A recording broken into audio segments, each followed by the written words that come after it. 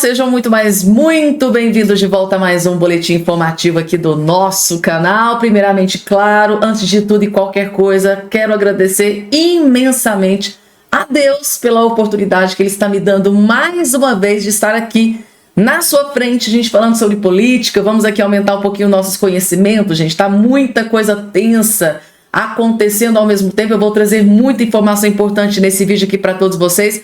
Quero agradecer a presença, de cada um de vocês que estão sempre passando por aqui, prestigiando o nosso canal. Quero desejar não só um dia maravilhoso, mas que essa semana, seja uma semana repleta de muitas bênçãos, muitas conquistas na vida de cada um de vocês que estão do outro lado me assistindo aqui nesse momento. Gente, é o que eu desejo mesmo, tá?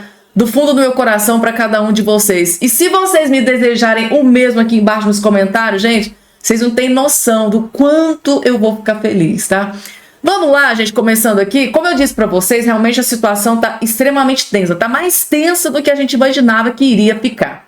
Eu vou trazer aqui notícias da política nacional e também notícias da política internacional, tá? Gente, larguem tudo o que vocês estão fazendo, porque esta informação que o senador Cleitinho acabou de explodir é extremamente grave e envolve todo o povo brasileiro. Urgente, governo Lula fazendo o povo de palhaço. Receita Federal irá tomar conta dos seus gastos, do seu cartão de crédito e Pix. Se você está do outro lado mexendo, utiliza o Pix ou utiliza cartão de crédito, utiliza o cartão de débito ou crédito, você vai estar sendo vigiado pelo governo federal. Prestem atenção. Vocês compartilham esse vídeo, viraliza para todo o Brasil, joga nos grupos WhatsApp, no Instagram, no TikTok, no Facebook. Sabe por que eu tô fazendo isso aqui? É um verdadeiro murro na cara do povo brasileiro. O que eu vou fazer aqui também é uma utilidade pública, que tá fazendo o povo brasileiro de palhaço. Olha só o que vai acontecer agora. Já tá acontecendo em 2025. Olha isso aqui. Receita Federal irá monitorar dados de cartão de crédito e Pix. Operações financeiras superiores a 5 mil devem ser informadas. Então, para você que vai fazer uma movimentação acima de 5 mil reais, de 6 em 6 meses, você que é pessoa física, você vai ter que informar a Receita Federal. Você que é pessoa jurídica acima de 15 mil, você vai ter que informar a Receita Federal. Você tem que informar tudo para o governo, mas o governo não te informa nada. Olha isso aqui, o líder do país, o presidente da República, ele não quer informar. E esse dinheiro aqui é de vocês, não é dele não, isso aqui, ó. Lula leva gastos ocultos e coloca sigilo de 100 anos em cartão corporativo. Por que o Lula não tem que informar o que está gastando? Por que tudo que você vai gastar no Pix, no cartão de crédito, você tem que informar, mas o Lula não tem que informar? Por que você não tem que informar? Marca o Lula, é obrigação, princípio da administração, porque é transparência, traga transparência. Por que só o povo tem que ter transparência? Por que você não tem que ter transparência com o dinheiro que não é seu, é do povo? Agora eu quero finalizar, que é o pior, viu, gente? Isso tudo que vocês estão querendo fazer, sabe o que é? É para taxar o Pix. Mas eu entrei com um projeto de lei, deixa eu mostrar para vocês, já está na comissão, eu vou fazer votar agora em 2025, aqui, ó. Aí, gente, o senador Cleitinho, gente, fazendo jus a todo voto de confiança que ele recebeu nas urnas, tá ali. É uma pedra no sapato do governo brasileiro. E isso que ele disse aqui é extremamente grave. O governo federal vai o quê? Vigiar as pessoas que fazem transações no cartão de crédito, Pix, pessoa física, 5 mil reais vai ter que informar a Receita Federal, empresas vão ter que, de valor de 15 mil, vai ter que informar a Receita Federal. Ou seja, o governo federal quer vigiar a sua vida financeira. Mas agora o que o Lula gasta no cartão corporativo, dinheiro do povo brasileiro, aí ele coloca em sigilo de 100 anos. É a maior tapa na cara da sociedade. Por quê, gente? Trata-se de dinheiro público. O Lula tá gastando mababescamente, como se não houvesse amanhã, torrando. É o nosso dinheiro. Aí nós não podemos saber o que o Lula, presidente da República, que a esquerda colocou lá naquela cadeira presidencial. Aí ele tá gastando o nosso dinheiro e nós estamos sendo impedidos de ter acesso à transparência do que é que o Lula tá fazendo com o nosso dinheiro, do que é que ele está gastando, Então, assim, gente do céu, que inversão de valores é essa? Nós é que estamos bancando toda essa farra do boi do Lula. Nós não podemos ter acesso, porque ele foi lá e colocou o sigilo de 100 anos, que é uma prerrogativa do presidente da República. Ele que disse que ia acabar com o sigilo de 100 anos lá, aquele debate com o Bolsonaro, disse que o Bolsonaro estava escondendo muita coisa, que se ele ganhasse a eleição, ele ia acabar com o sigilo de 100 anos. Tá aqui, os gastos dele no cartão corporativo, que bateu o recorde do recorde dos recordes, tá lá no sigilo de 100 anos. Nós que pagamos tudo isso, ele tá fazendo a verdadeira farra do boi com o dinheiro do povo brasileiro, nós somos impedidos de ter acesso à transparência das informações do que o Lula tá fazendo com o dinheiro do povo. Agora, o que a gente faz com o nosso dinheiro vai ser fiscalizado. fiscalizado pelo governo federal. É aquele ditado, é o poste que janta no cachorro. Somos nós que pagamos tudo para o governo e nós não podemos ter acesso a nenhuma informação. Meu Deus do céu. Deixa eu me recuperar porque eu fico furiosa, gente. A gente fica furioso porque a gente trabalha debaixo de sol, debaixo de chuva, diuturnamente, pagando muito imposto, porque o Brasil agora vai ser o país que vai ter o imposto mais caro do mundo. Pra quê? Pro Lula vir dar esse tapa na cara da sociedade? Dizendo, olha, eu tô gastando o seu dinheiro, mas você não tem que saber o que eu tô fazendo com o dinheiro. Ah, que é isso, gente, sabe? E agora, deixa eu trazer aqui uma informação urgentíssima. Vejam só isso aqui. O Edmundo Gonzalez, gente, o homem tá decidido. Ele vai pro tudo ou nada, custe o que custar, nem que isso custe a sua própria vida. Ele acabou de postar um vídeo nas redes sociais convocando o presidente eleito Edmundo Gonzalez da Venezuela, convocou as Forças Armadas para garantir sua posse no dia 10 de janeiro. Membro das Forças Armadas, me dirijo a vocês para que juntos podemos superar os problemas que temos como instituição e nação. Ou seja, o Edmundo Gonzalez quer acabar com a ditadura, né, na Venezuela. E o mais impressionante, gente, é uma reviravolta que está acontecendo, que eu vou colocar aqui agora, que simplesmente está surpreendendo o mundo inteiro. Por quê, gente, tá? Acabou de ser divulgado aqui um vídeo de militares, tá? Militares venezuelanos, tá? Eles fazem um chamado ao alto mando, né, tá? Que para seguir o acordado, ou seja, aquilo que o povo emitiu lá nas urnas. O povo escolheu Edmundo Gonzalez, né? Então eles querem o quê? Eles querem tirar o ditador Nicolás Maduro, tá? E respaldar o presidente Edmundo Gonzalez. Também enviam mensagens a Maria Corina, Trump e Eric Prince.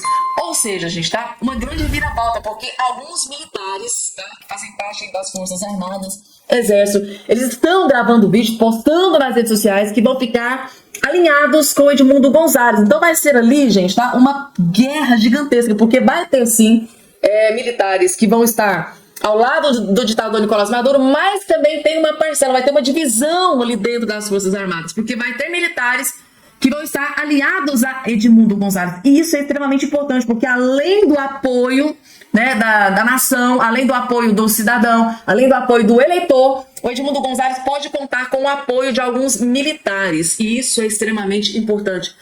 Gente, algo gigante vai acontecer na Venezuela, e eu espero que de uma vez por todas eles consigam derrubar a ditadura, né, de Nicolás Maduro, que a paz reine naquele país que está assolado pela miséria, onde poucos têm muito e onde muitos não têm absolutamente nada, praticamente ele passando fome, gente. É miserável a forma com que aquelas pessoas vivem na Venezuela, não é à toa que eles vivem fugindo para o Brasil para tentar uma vida melhor. Então tá aqui, gente, militares venezuelanos fazem um chamado ao alto comando, tá? Acionando aqui o alto comando, né, para fazerem um acordo, né, para tirar o tirano Nicolás Maduro e respaldar, ou seja, colocar o presidente Edmundo Gonzalez na presidência da República. Que reviravolta, gente, que reviravolta.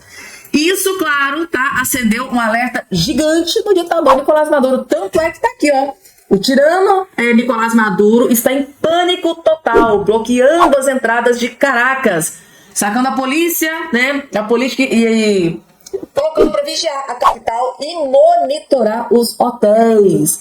Sabem que o fim está se aproximando, né? Venezuela decidiu ser livre, ou seja, o ditador Nicolás Maduro está colocando seus exércitos para vigiar as entradas de Caracas, vigiar os hotéis, porque as pessoas vão para ficar nos hotéis, né? E se eles se sentirem ameaçados, gente, tá? Vocês não fazem ideia do que o ditador Nicolás Maduro é capaz de fazer para se perpetuar no poder. O mundo inteiro, né, está com os olhos voltados para a Venezuela. E agora, gente, ministro acaba de renunciar o cargo. Exatamente isso que eu estou colocando aqui na tela, matéria do Poder 360. O primeiro-ministro do Canadá, Justin, primeiro-ministro do Canadá, renuncia o cargo, gente. Então, ministro renunciou o cargo, tá aqui a informação. Primeiro-ministro do Canadá, Justin Trudeau, renunciou. Não sei se é assim que se pronuncia, gente, tá? Desculpem se a pronúncia não estiver errada, não estiver correta. Renunciou nessa segunda-feira, 6 de janeiro. Ele deve ficar no cargo até que seja escolhido o novo líder do Partido Liberal, centro-esquerda, tá? Ele era premier desde 2015, tá? Segundo ele, abre aspas, estamos em um momento crítico no mundo, disse ele em pronunciamento a jornalistas. Ainda não há data para novas eleições gerais. O pleito deve ser realizado até outubro.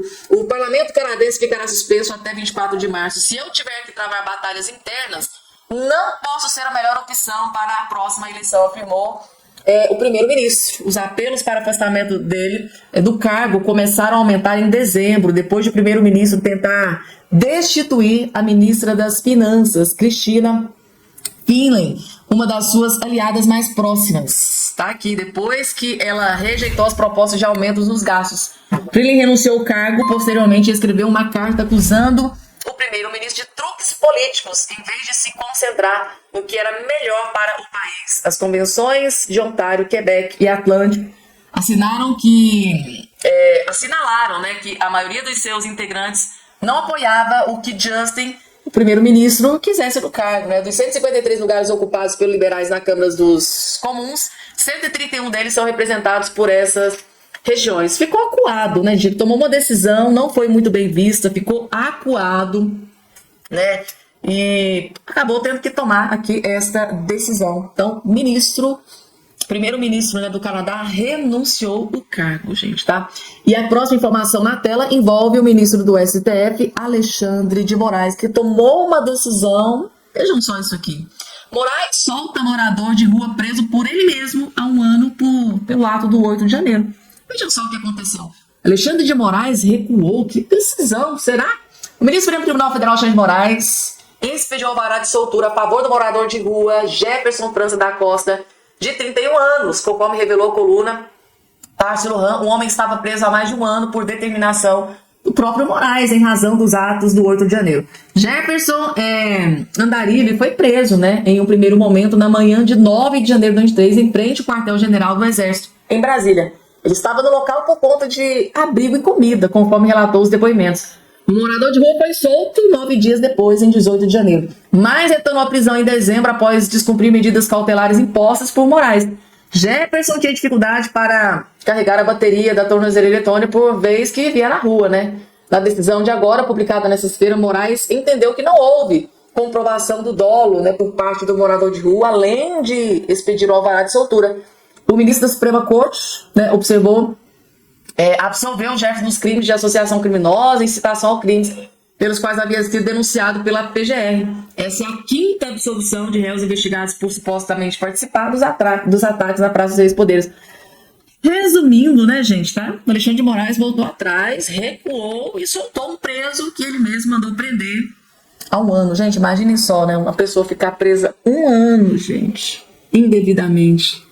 É muita crueldade, gente. É muito cruel, muita perversidade. Não esqueça de se inscrever no canal, tá? Eu tô vendo aqui que tem muita gente aí que tá me assistindo. Até hoje não faz parte aqui da nossa família. Então, para você se inscrever aqui, é só você olhar aqui embaixo. Tem uma palavrinha chamada inscreva, você inscrever-se. Clicou em cima, automaticamente, gratuitamente, você já vai estar inscrito aqui no nosso canal. E aqui você será muito bem-vindo. E vamos que tem muita informação importante para trazer para vocês a partir de agora. Pessoal, e dessa vez eu quero começar trazendo notícia boa, tá? O senador, grande aliado de Jair Messias Bolsonaro, acaba de trazer boas notícias, tá? Segundo ele, o Bolsonaro tem todas as condições de reverter sua inelegibilidade, ou seja, se tornar elegível novamente e se candidatar à presidência em 2006.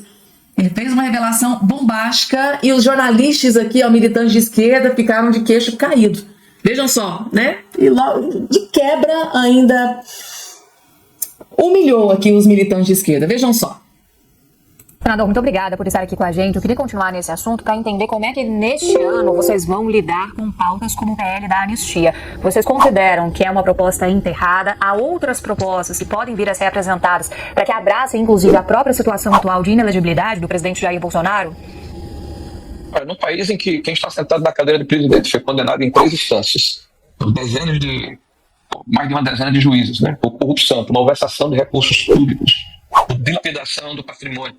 Num país em que as empresas que confessaram e pediram desculpa publicamente, porque roubaram, porque se apropriaram de recursos públicos, estão sendo todas elas inocentadas e perdoadas, e os contratos de leniência estão sendo atacados, nós podemos perfeitamente imaginar que o presidente Bolsonaro, que está inelegível porque reuniu embaixadores, ou porque participou de um ato público, ele tem todas as condições de reverter essa situação e se tornar de novo candidato a presidente da República. Nós vamos aguardar, confiando que haja maturidade, que haja serenidade e que as instituições funcionem. E que a justiça reconheça que esse momento é um momento importante para o Brasil, inclusive de reconciliação. Vamos resolver nossas diferenças no campo apropriado, que é o campo da política. Não dá, por exemplo, nós estamos hoje no dia 6 de janeiro, que é o dia de Reis, aliás, é feriado aqui na cidade do Natal, que é o dia considerado o dia mais importante da cidade, da nossa fundação. Não dá para banalizar o fato de que no dia 15 de março agora vai completar 6 anos do inquérito de fake news, 6 anos. Então é um inquérito interminável, aberto de ofício. Na época, teoricamente, proteger ministros do Supremo Tribunal Federal de ações de críticas que estavam sendo feitas a eles e que se tornou uma espécie de ação universal. Nós temos hoje um juiz, um ministro que sozinho tem quase 70% das ações criminais que andam dentro, que estão transitando dentro do Supremo Tribunal Federal. Tudo é conexo. Nós temos advogados que não têm acesso aos autos. Nós temos julgamentos feitos em escalas industriais. Nós temos uma absoluta disparidade da forma como as sentenças estão sendo aplicadas. Se você voltar um pouco no tempo, em 2017, a Praça dos Três Poderes foi transformada numa praça de guerra, com 35 mil membros do MST, do MTST, de sindicatos, que incendiaram ministérios e feriram pessoas. Tá? E essas pessoas, nenhum deles foi condenado por atentado ao Estado de Direito ou à supressão violenta do poder. Então, quem é cidadão e professa uma ideologia política diferente se sente como se a lei estivesse sendo aplicada de uma forma vesga, enviesada. Então, quem é de um lado sofre a lei de uma forma, quem é do outro sofre a lei de uma maneira diferente. Tudo é relativizado, que é a palavra da moda do presidente Lula. A democracia é relativa, é tão relativa que ele continua abraçando os ditadores de ocasião, né? O Ortega lá na Nicarágua, o Maduro na Venezuela, amigo lá do Irã, do Putin, do Hamas, do Hezbollah. Então, esse é o novo normal do Brasil, né? Onde o crime, né, a corrupção, passou a ser relativizada por uma questão formal. E quem pensa diferente ou quem se sente incomodado com essa situação passa a ser inimigo da democracia brasileira. Meu Deus do céu, gente, que comentário belíssimo. Vocês repararam aqui nas caras aqui das militantes? Porque vocês sabem que essas jornalistas da CNN são militantes de esquerda, assim, nem tentam disfarçar, né? Aí fica aqui escutando umas verdades como essa aqui na cara, né? Na cara. Então, segundo aqui o senador, grande aliado de Bolsonaro, ele disse que o Bolsonaro tem todas as condições de reverter sua inelegibilidade e pode sim concorrer à presidência em 2026, afinal de contas, né? Lula da Silva foi condenado em várias instâncias, né? Aquelas empresas confessaram que roubaram, pediram até desculpas. Lula da Silva, que foi preso pelo maior escândalo de corrupção da história da política do Brasil, tá aí, voltou à cena do crime, né? O STF foi lá, deu um jeitinho, né? Além de tirar ele da cadeia, deixou ele elegível. Se ele conseguiu que realmente, né? Segundo aqui o Rogério Marinho, cometeu vários crimes, tá aí na presidência, porque Bolsonaro, que nunca cometeu um crime sequer, não pode chegar na presidência da República. Então foi muito bem explicado aqui na cara, na lata, tete a tete aqui das jornalistas militantes, que é que eu achei foi pouco, gente, tá? Eu achei foi pouco. Obrigado, presidente! Você acredita que foi isso que o Daniel Silveira disse pro presidente Lula? Como assim, Deltan? Esse foi um agradecimento irônico que o Daniel Silveira fez pro Lula, porque simplesmente o Lula perdoou, gente, indultou as penas do Daniel Silveira. E se o decreto de indulto do presidente Lula for aplicado à risca, de modo correto, Daniel Silveira vai sair livre, leve e solto pela porta da frente da cadeia, apesar de o Alexandre de Moraes ter reconduzido ele para a cadeia. Isso não importa. Lula, veja só que ironia, gente. Lula fez justiça a Daniel Silveira. Claro que sem perceber que ele estava fazendo isso, né? Foi de forma não intencional, mas ele fez. Eu queria ser uma mosquinha, gente, para ver a reação do Lula. Você consegue imaginar? O Lula e alguém indo lá para ele contar: olha, presidente, veja bem, olha só, queria te falar que você perdoou Daniel Silveira. Como assim? Você consegue imaginar? Lula e o STF querendo ferrar os bolsonaristas, os manifestantes do 8 de janeiro, querendo ferrar Daniel Silveira, e aí ele perceber que pela mão dele, com a assinatura dele, ele deu um perdão que ele conseguiu, que nem Bolsonaro conseguiu, que foi perdoar Daniel Silveira, porque o Bolsonaro tentou, foi lá, fez um perdão individual direcionado pro Daniel Silveira, e aí o Supremo derrubou, disse que era inconstitucional. E quando o Supremo disse isso, cá entre nós, ele violou o próprio precedente dele lá de 2018 em relação ao decreto de indulto, de perdão de Natal do Temer. Mas ok, vamos deixar isso para depois, tá? O Lula conseguiu o que nem o Bolsonaro conseguiu. E por que o do Lula não vai ser derrubado? Porque o Lula, vejam só, os petistas, a esquerda, eles têm um afã, um desejo incontrolável de colocar bandido na rua, colocar bandido nas praças públicas para correr a vida na sociedade. E eles, claro, vão aproveitar e vão praticar seus crimes. Mas, nesse afã de colocar bandido solto, Lula deu um decreto de indulto tão geral, que atingiu também Daniel Silveira e acabou, nesse caso específico, fazendo uma grande justiça. E aqui não se trata de você gostar ou não do Daniel Silveira ou do que ele fez, mas de reconhecer de que, enquanto de um lado tem gente querendo ferrar a direita, de outro lado, Daniel Silveira foi injustiçado demais. Isso eu disse ainda quando era procurador da República, numa audiência pública do Senado Federal, quer porque a imunidade parlamentar dele foi atropelada, quer porque os direitos dele foram violados, quer porque a pena dele foi absolutamente desproporcional, maior do que as penas dos condenados corruptos do mensalão, quer porque o tempo de julgamento foi recorde, quer porque as vítimas, julgadores que se consideram vítimas dos crimes do Daniel Silveira, tiveram julgando o suposto ofensor deles, o que é um caso claro de suspeição, de quebra de imparcialidade judicial. Então, se você se importa, gente, com fazer justiça diante das injustiças e abusos do STF, não tem como não gostar dessa notícia. Então é isso que eu vou mostrar pra você agora. Mas ainda vou te dizer que no final, gente, tem uma pegadinha. Vai olhando aí a notícia comigo, porque no final tem uma pegadinha, porque no Brasil, infelizmente, a gente sempre tem um fator insegurança jurídica, um fator Alexandre de Moraes que eu vou explicar pra vocês. Agora acompanha aí comigo, ó. Defesa. Gente, vai deixando aqui o seu like, vai se inscrevendo no canal, porque aqui é a sua casa para que a gente possa erguer a voz da nossa indignação contra as injustiças do Brasil.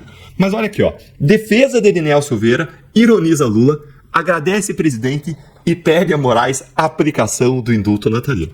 É isso aí que você viu. O Daniel Silveira, ele fez um pedido para o STF de aplicação do indulto natalino deste ano em favor dele. E ele, nesse pedido, ironizou o presidente Lula pelo decreto de indulto, que foi assinado no último dia 23, agradecendo o petista por corrigir a maior injustiça, referindo-se à sua prisão, a prisão do Daniel Silveira. E o texto, aí o Globo faz uma ressalva, gente. Alguém pode dizer, não, mas, gente, esse decreto de indulto não se aplica para o Daniel Silveira. O primeiro argumento contrário seria isso aqui do Globo. O texto assinado por Lula, porém, não contempla condenados por ataque à democracia. E eu fui lá ver o texto do decreto de indulto. E o decreto de indulto fala que não incide o indulto em quem praticar este crime especificamente. Esse crime do artigo 359 do Código Penal, que diz: tentar, com emprego de violência ou grave ameaça, abolir o Estado democrático de direito, impedindo ou restringindo o exercício dos poderes constitucionais. Mas o Daniel Silveira não foi condenado por esse crime, não. Foi condenado por outro crime. Por isso o decreto de indulto se aplica sim a ele. Ele foi condenado por esse crime aqui. Por que está taxado, riscado, Deltan? Porque essa aqui é uma lei revogada. E ele foi condenado por esse outro crime que é tentar impedir, com emprego de violência ou grave ameaça, o livre exercício de qualquer dos poderes da União dos Estados. Mas os teus dois não são a mesma coisa? Não, não são. Veja que no outro crime, vou voltar para o outro aqui para você ver, tem uma série de elementos que não tem no primeiro pelo qual o Daniel Silveira foi condenado. Olha aqui fala de emprego de violência ou grave ameaça e fala de abolir o Estado democrático de direito. Isso não tem no crime do Daniel Silveira, ou seja, não houve uma restrição da aplicação do indulto ao crime especificamente que o Daniel Silveira praticou. Não existe essa restrição. E a situação que previu, eu não vou entrar em detalhes aqui, mas a situação prevista aqui nesse decreto de indulto se enquadra perfeitamente aí no caso do Daniel Silveira. Então ele está, assim, pelas regras do jogo, indultado. Aí alguém poderia dizer, Deltan, mas você não afasta o decreto de indulto porque o Daniel Silveira descumpriu o livramento condicional? Não afasta, porque um dos tribunais de Brasília, que se chama STJ, Superior Tribunal de Justiça, tem um entendimento consolidado de que não existe aquilo que ele chama de falta grave, que é o que impede a concessão do indulto. Não acontece uma falta grave durante o livramento condicional, porque diferentemente do regime aberto, do regime semiaberto, da progressão de pena, em que a pessoa pode praticar uma falta grave e regredir o seu regime e voltar para a cadeia, não, no livramento condicional, quando a pessoa pratica qualquer tipo de irregularidade, não vai ser falta grave, ainda que a pessoa pratique um crime, diz o STJ. Porque no caso do livramento condicional, se a pessoa descumpre as condições, o criminoso ele simplesmente volta para a cadeia e o tempo do livramento condicional é totalmente desconsiderado. Então não existe essa tal da falta grave nesse regime do livramento condicional. E se não existe, não vai incidir a hipótese de impedimento do indulto, que é a prática da falta grave, que está previsto aqui no decreto de indulto, que a prática de uma falta grave impediria a concessão do indulto. Então, gente, fazendo uma análise aqui da lei, do que é certo, do que você tem que aplicar, se você se basear na lei, o Daniel Silveira vai ser perdoado e vai ser solto. Mas, Deltan, será que vai ser mesmo? Gente, o que eu posso dizer é que pela lei, sim. Contudo, eu preciso ser sincero, franco, e dizer que não existe mais uma simples interpretação da lei no Brasil. Existe sim, infelizmente, vontade do STF. Então pode ser que a lei hoje seja torturada para que a resposta seja um não, para que a resposta da lei seja não, Daniel Silveira não foi indultado. Se você me perguntar o que eu acho que o Alexandre de Moraes vai dar algum jeito, vai impedir de alguma forma a aplicação do indulto a Daniel Silveira. E o que você acha que vai acontecer? Conta pra mim aqui nos comentários. Quero